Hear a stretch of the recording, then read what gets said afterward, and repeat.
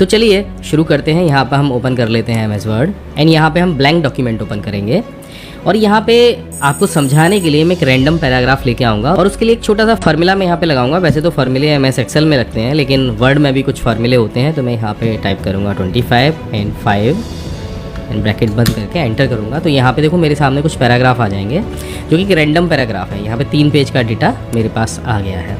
अब यहीं से हम पेज सेटअप शुरू करते हैं। तो ये मैं सेलेक्ट करके ये जस्टिफाई कर लेता हूँ। तो अगर आप पहली नज़र में इस पेज को देखेंगे तो यहाँ पे कुछ एरियाज आपको दिखाई देंगे। ये जो एरिया है ये वो एरिया है जहाँ आप कोई भी काम, कोई भी टाइपिंग नहीं कर सकते हैं। इसके बाद आता है आपका ये पेज, और पेज में भी 2 एरियाज आपको दिख रहे होंगे। पहला जहाँ पे टेक्स्ट लिखा हुआ है और उसके आजू बाजू एक खाली एरिया है। तो ये जो खाली एरिया है हम इसे मार्जिन कहते हैं और ये मार्जिन पेज के चारों तरफ होता है। मैं अगर आपको नीचे स्क्रॉल करके दिखाऊंगा तो यहाँ भी होता है।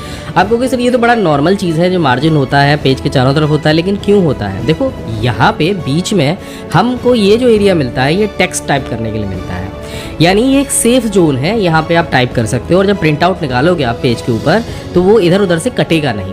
बाकी ये जो एरिया होता है तो ये आप फाइल में जब भी पेज लगाते हो, पंच लगाते हो, पिन करते हो तो उसके लिए थोड़ी सी खाली जगह छोड़ी जाती है।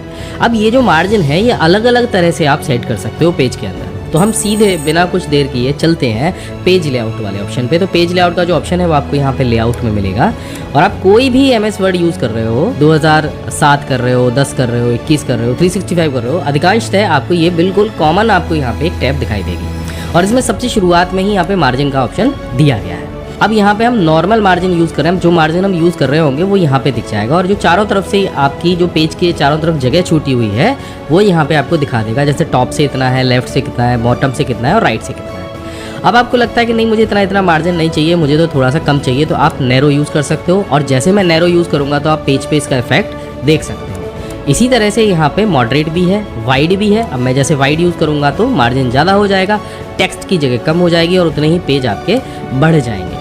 यहाँ पे देखो मिरर्ड मार्जिन भी आता है, इसके बारे में मैं आपको बताऊंगा मिरर्ड मार्जिन क्या होता है, कैसे काम करता है। तो जैसे हम मिरर मार्जिन करेंगे तो इसके लिए मैं 2 पेज आपके सामने लेके आऊँगा। सबसे पहले मैं इसे नॉर्मल करते हैं एंड यहाँ पे 2 पेज में लेके आऊँगा।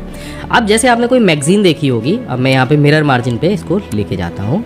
तो यहाँ पे देखो कि मैं ये मार्जिन को थोड़ा सा कम करूँगा तो देखो ये मार्जिन मिरर में काम करेगा। इधर वाले पेज के ऊपर इस साइड से जगह छोड़ी जाएगी और इस वाले पेज पे इस साइड से जगह छोड़ी जा रही है। जबकि आमतौर पे क्या होता है, दोनों पेज जो होते हैं ऊपर या नीचे वाले उन पे एक ही तरफ से स्पेस होता है।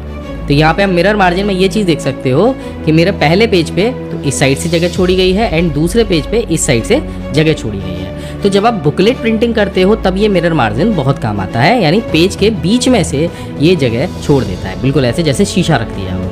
तो आशा करता हूँ कि मिरर मार्जिन आपके समझ में आ गया होगा। इसके बाद आता है कस्टम मार्जिन। अब आपको लगता है अपने हिसाब से मुझे मार्जिन देना है, मुझे नहीं पता कि MS वर्ड का जो मार्जिन है वो कैसे काम करता है, तो आप अपने हिसाब से यहाँ पे मार्जिन दे सकते हो। टॉप से कितना देना है, बॉटम से कितना देना है, लेफ़्ट और राइट से कितना कितना देना है, ये आप अपने हिसाब से दे सकते हो।